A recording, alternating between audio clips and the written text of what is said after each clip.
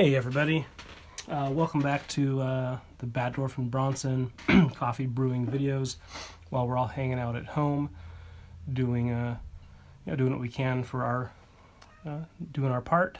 I'm going to look today at brewing with different roast profiles.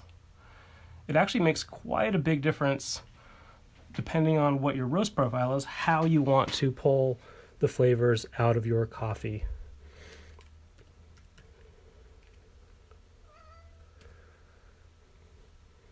All right, so let's just give a minute though. Let's let everybody come in and wait till just a bit past 2 o'clock. Oh, can you hear kitty cat meowing in here?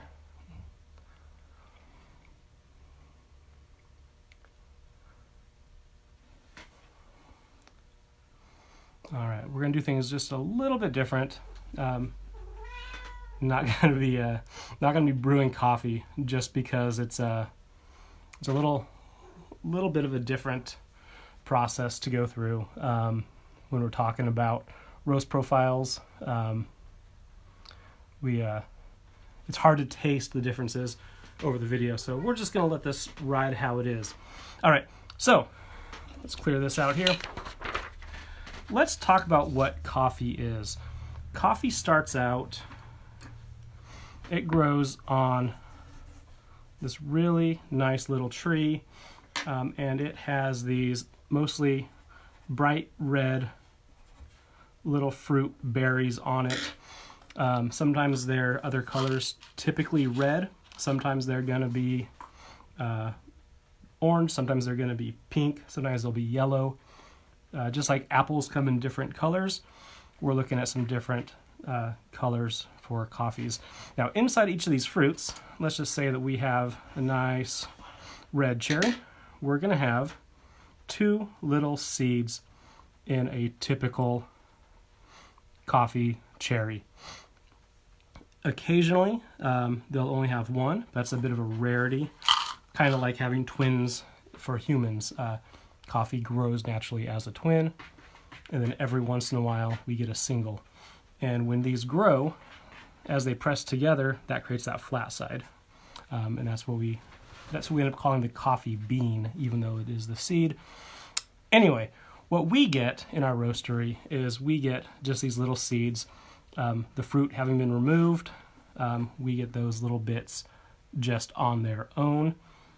And then, if you notice, they're small, kind of a pale green tone. And what we do with these is when we get them in the roastery, we put them in the big roasting machine and then we heat it with some fire. There's a really fun, cool system for doing that. And as it roasts, we start to get a change of color, a change in flavor, much like when you're toasting bread, cooking a steak, baking cookies. As those little coffee seeds roast, they go from little tiny greens, and then they become darker in kind of green color. I don't have anything that's between raw and roasted ready to drink. There's kind of a gap in there where we're going to be getting more yellows, oranges, goldens, light browns, and cinnamons. But at this point, our coffee, we've developed it in such a way that it gives really high quality sugars where we start to taste those. It gives us some rich chocolatey tones. We taste things that are really unique in the coffee. We can also let that, just like if we were making cookies, we can leave those seeds in the roaster a little bit longer, give it a little more heat treatment, and if that happens, we end up getting darker roast, either what we consider to be a French or Italian roast. Lots of different words for coffee roast profiles. Some would call this full city, medium roast, French roast, Italian. A lot of variety in there. But there's not a super solid single way. What we do know is that, if we look at these and compare them, when they start out real little, they're nice and small. As they roast, they start to grow in size.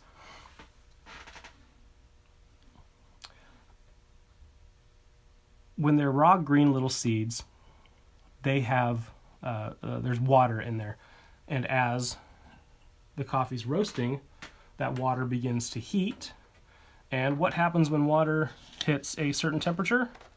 It will begin to boil. So we have little tiny green coffee seed. The water inside from the heat starts to boil. And as that happens, the bean, much like popcorn, begins to swell up and pop and crack. If we let it keep roasting farther and longer, it will pop and crack farther and get larger. If we were to look at these under a microscope, we would see in our green these little teeny tiny kind of woody structures, little cells. They're going to give it's the structure, it's kind of like the woody structure of the seed. Then as it roasts, those begin to open up a little bit, and that's kind of what causes that growing, more or less. This is a very rudimentary, this is what I call English major English major coffee roasting theory. All right, as we roast, the cell walls inside that bean begin to grow. As they grow, we also see some changes in the flavors, excuse me, that are in that coffee seed. There's a lot of toasting, roasting, just like if you were making any food that we apply heat to. We have a change in the actual makeup of what's in there. All right, we've laid a little bit of groundwork for our coffee theory. Let's move on to what actually happens when we start dumping water onto these. So if we take our, let's just say we take our darker roast coffee and we add a bunch of water to that. As the water passes through, it's going to flush out flavors, and that is what's going to become ultimately our mug of coffee. Nice and delicious cup of coffee. That's what we're looking at. When these structures are nice and large, it doesn't take a lot of water energy to pull those flavors out compared to a medium roast coffee, and definitely not with a green coffee.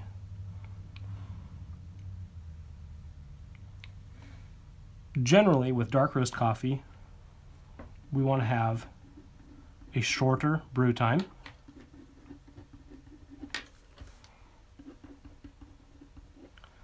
And we want to use water that's just a little bit cooler.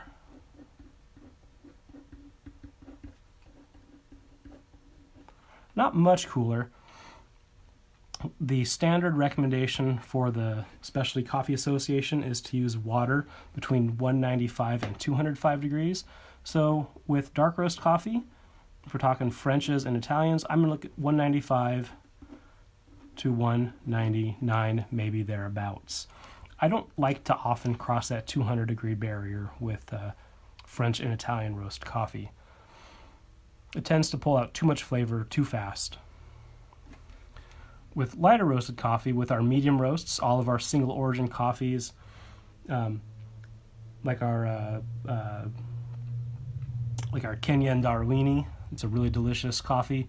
It needs a little bit hotter water to get all these flavors out in the best way possible, because those tight-knit cells, they just need a little more water energy to dissolve the good stuff. So let's go a little bit farther into that.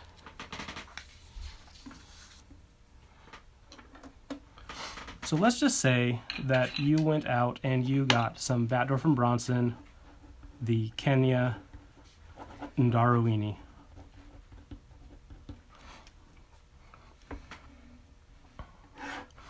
This is a medium roast coffee.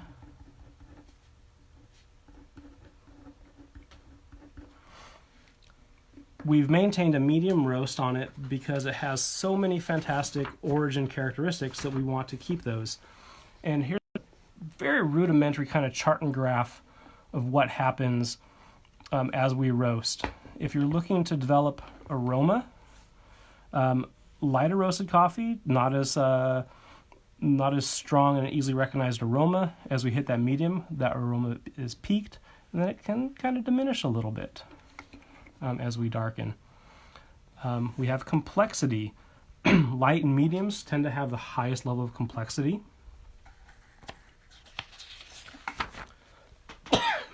Excuse me, if you're looking for acidity, you want to have that nice zip. Really light roast coffee is going to have a lot of those organic acids present still. And that's going to give you a high acid coffee. Not necessarily pH acids, but we're talking about like the zip and the tang, the citric notes. If you tend to like Starburst candies over M&Ms, if you like yellow Skittles instead of the red or purple Skittles, you will want to have more medium roast coffee, higher acid, as a general rule. Now, if you're looking for sweetness, sweetness peaks as we approach that French roast area. That's when we kind of get those highest peak sugars. Again, this is English major coffee roasting theory. I'm not a biochemist. I like coffee a lot, and this is just stuff that I've gathered over the years, reading, tasting, observing a lot of different coffees. But let's go back to brewing that Ndarawini. So we're going to take this coffee, this nice medium roast. There we go. And we need to get to the flavors that are in here. So we're going to want to take it and we'll run it through our grinder machine so that we can get out our little particles of ground coffee. The setting on here, I'm going to put this somewhere between, let's just say that we're going to be using today the Chemex. We're going to do a little Chemex brew of this. So I'm going to grind this just on the smaller side of coarse. And that's going to give us a good grind size for our Chemex brew of that Kenya Ndarawini. I'm going to go ahead and measure out my 40 to 42 grams, just depending on how strong you like your coffee. We'll go and add that in there. I prefer the glass-handled Chemex, so there is that. There we go. There's our spout. There we go. That works well enough. All right, put a happy little 3D effect on that. Good, good, good. All right, now here's the big question. We're going to have to add some water to this. Got my little kettle.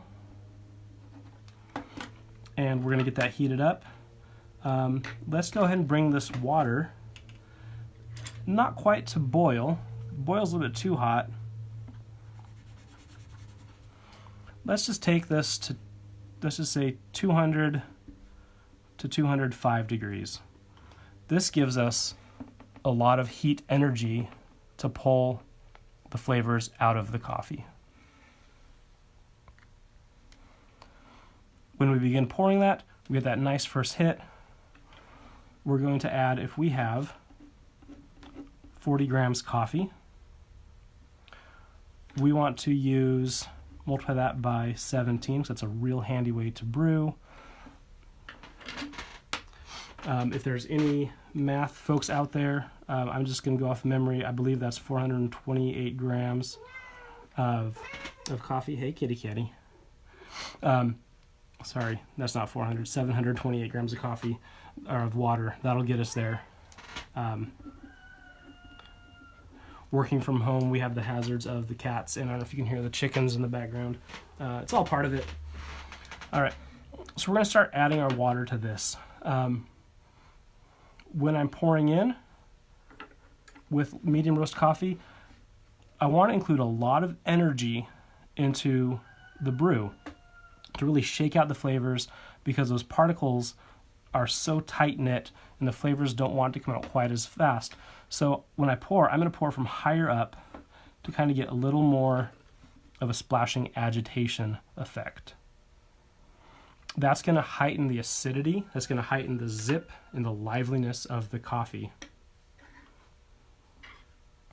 If I want to mute that, I would use some cooler water and pour from closer down. But since this coffee has such a fantastic bright hibiscus note, I'm going to pour from high up, let it really kind of stir.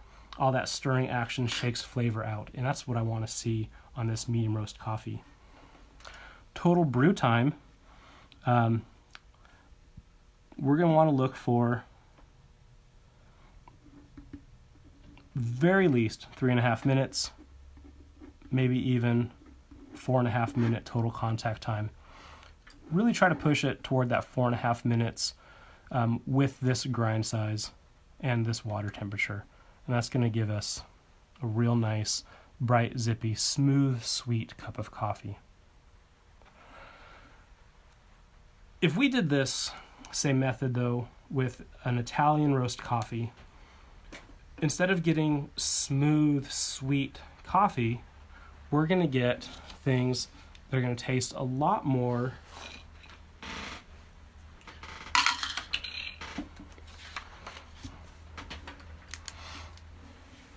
we're going to get much more of sort of this burnt match flavor if we were to run that same recipe.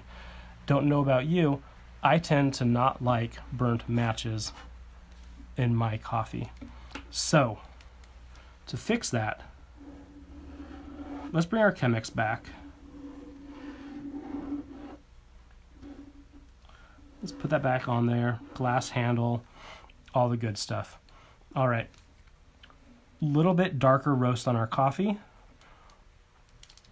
We're going to go ahead and use for our grind. We're going to go ahead and bring this up all the way to the coarse. So maybe plus 2 to 3 clicks on our grinder. Most home grinders are going to give us little clicks as we adjust up. We're still going to put in the same 40 to 42 grams of coffee. A little bit darker roast. So let's just say that we're going with Italian today. Now, my biggest goal is to avoid the burnt match flavor. Burnt matches come out when we've pulled out too much flavor, when we get that oversteeped black tea effect. If you've never oversteeped black tea, I highly recommend trying at least once in your life. Make a cup of black tea, let it steep for 10 or 15 minutes, then come back to it. And then to finish it off, just go ahead and let an aspirin start to dissolve on your tongue, and then spit it out. And then drink some water, because it's not very awesome. We want to avoid not very awesome in our coffee. So, Italian roast, 40 to 42 grams. We're going to heat up our water.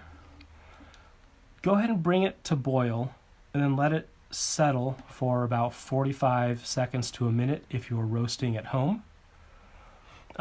If you have a programmable kettle, go ahead and heat that. Let's just call it today 196. That's a good number, 196 to 199. Keep it below that 200 degrees. All right, same thing, we're going to multiply that by 17. So saw just a moment ago, the math is English major here, so we all have these handy.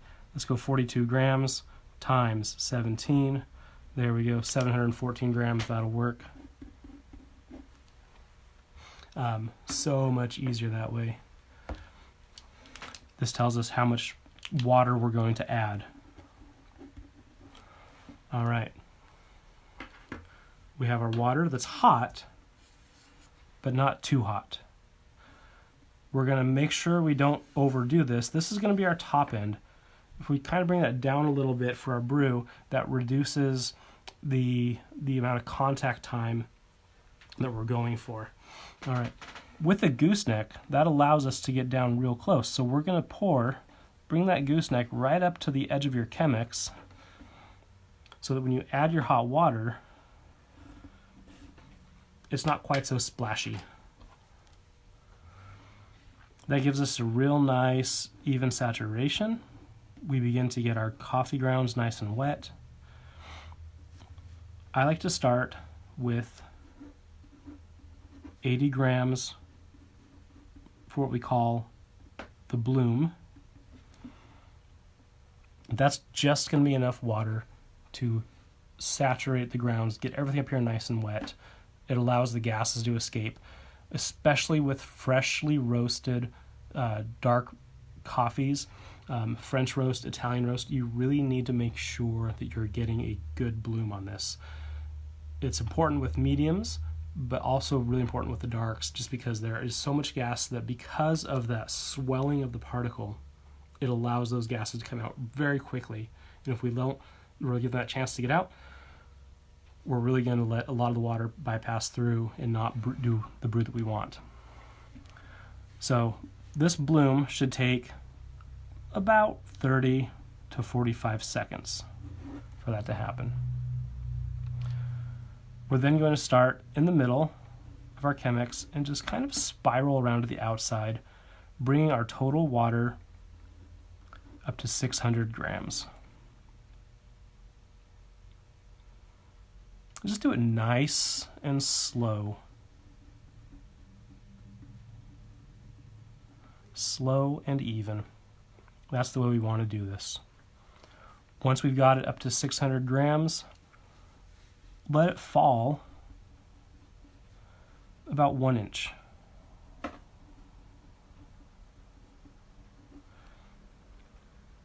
We're going to let about an inch's worth of water drip through, and then we're going to bring up, we're going to do that same spiral again, bringing it 700 to 714 grams. This is one of the reasons we really like using a scale, because it just makes those things so simple to do. There's nothing wrong with just using a volumetric measure as well, but I found that scales it just lets you make that really consistent and easy brew.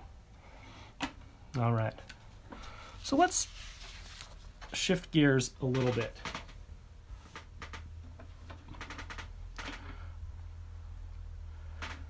Let's go back to our Italian roasted coffee bean. And then let's put on here our medium roasted bean.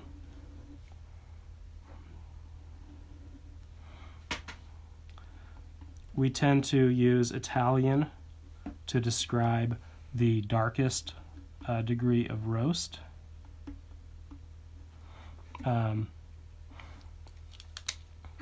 We're going to have on our Italian a very dark brown, and our medium, just a nice medium brown. There we go. Happy little coffee bean. All right.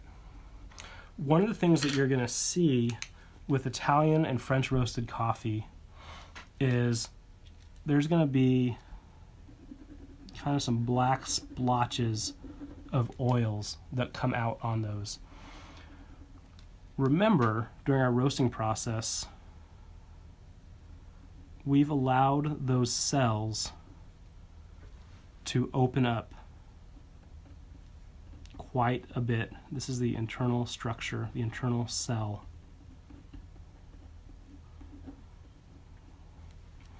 The internal structure on the medium roast, it's still going to be smaller and more tight-knit. Because things are so open, oxygen is able to push into the bean as it sits on the shelf, as it sits in the bag, and oils are going to begin to migrate outward, and that's what gives us kind of that splotchy, oily look on the Italians or on the French roast. I've heard people say that oily beans are bad. Not true. All beans are oily. The difference is that on the Italians and French, those oils have migrated outward. Let's back up a little bit more. When people say that something is bad, I really want to ask, why? One of my favorite days at a cafe is we had two people that were drinking coffee,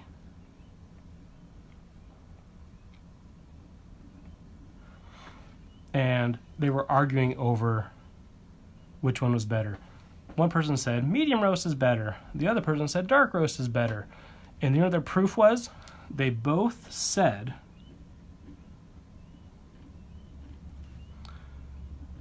you have to add milk to fix it. The medium roast person said, your coffee is too smoky and too pungent. The dark roast coffee says, medium roast is too acidic and too sour. I argue both of these people brewed their coffee poorly and had to dump too much milk and sugar into it to fix it. I don't believe in bad coffee. This is a general rule. If you're buying coffee from a good coffee source, over at batdorfcoffee.com, shameless plug, we don't have any bad coffees. We have a whole spectrum of flavors, a whole spectrum of roasts that allow us to serve medium roast coffees and coffees up through the Italian roast spectrum. We get those nice zippy acids. We also can offer someone the smoky and the pungent that they like. Oils migrating outward aren't a bad thing. They can begin to oxidize. Therefore, we want to keep them stored airtight to lengthen their shelf life. Also, if you want this smoky and pungent, which is delicious and nice, rich sweetness that we get in an Italian roast coffee, we're going to want to make sure we keep real, clean gear. Clean your gear really well. Make sure you clean your grinder so that we don't get a buildup of oils. The sophisticated taste of the Italian roast requires a little more adherence to some upkeep measures. It's not impossible. Stay tuned. We're going to have more videos on how to roast, on how to clean your coffee gear. All right. Here is the really important part. To sum everything up, coffee comes in a whole spectrum from medium to dark. All of them can be good.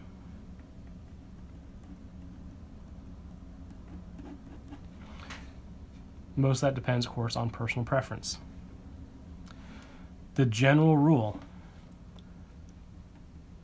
exposure time, contact time, coffee to water, mediums and lights, we want to have a nice long exposure.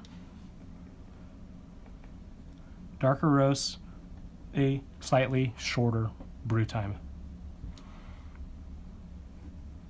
We achieve this by adjusting our grind. We're going to go slightly finer for mediums, slightly more coarse or larger grind size for darks. Temperature. The temperature of water that we're using, let's get above 200 degrees, not often much more than 205 degrees. Let's see if I can talk and write at the same time.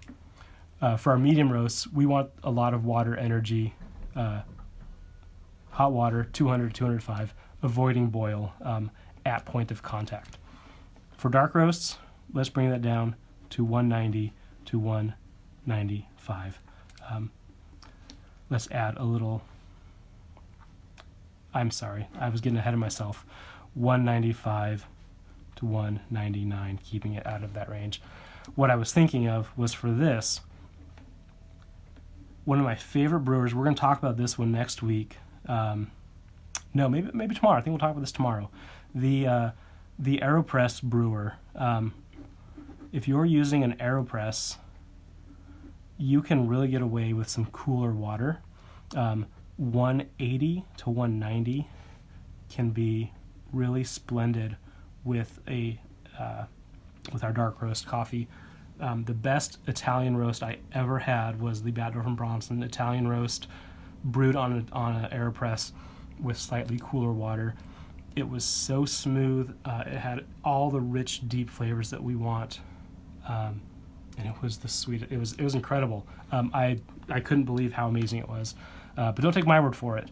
To quote our Reading Rainbow hero, time, temperature, grind size, turbulence. Turbulence is just the shaking and the stirring and the movement of water around the coffee. It's really helpful to have, little mnemonic devices. The 3 T's of brewing are time, temperature, turbulence. We've added 3 T's in a G just for kicks. Medium roast, we want to have highly turbulent coffee, shake those flavors out. As we move into the darker scale, to avoid the risk of over-extraction, we want to reduce or eliminate turbulence. One of the reasons the French press is such an absolutely fantastic brewer for dark roast coffee, one of the reasons I particularly love using the Chemex brewer for medium roast coffee, for all of them, works out really nice to just pull out that AeroPress and do it on there. But again, I do have a slight bias. These are all fantastic brewers. They all work really well, all suited for pulling out different elements of flavors, different elements of the coffee, different pieces of what you're looking for. All right. This is an awful lot of information going on. I thank you all for coming and hanging out. We're still working on this really fun, I think it's a really fun project called #ImprovBrew. What I'm doing with that is if you comment in the comments with #ImprovBrew, I can follow that and give me some weird challenge to brew with things that are non-conventional coffee devices. I've talked about ways to brew with a sock. That's happened before. T-shirts can be quite handy. It gives you just a nice cotton. Let's get away from clothing though, because if it's cloth, that's easy. Send me some stuff, send me some challenges. I'm home. I've got a lot of free time. I'm not going to get out to the store to buy new filters anytime soon. So let's see what we can do. I thank you all for coming and hanging out. Expand your horizons a little bit. If you tend always toward one little coffee, if you always take an Italian or French roast, let's see what you can do with something medium. In another video, we'll talk about ways to emulate if you don't have. So let's just say you're traveling and you go to someone's house and all they have is medium. How can you get some different tones out with some reduced acidity? We're just going to have a lot of fun with all this video stuff. So thank you all for coming in today, and stay away from those burned matches. Brew well, be well. Bye.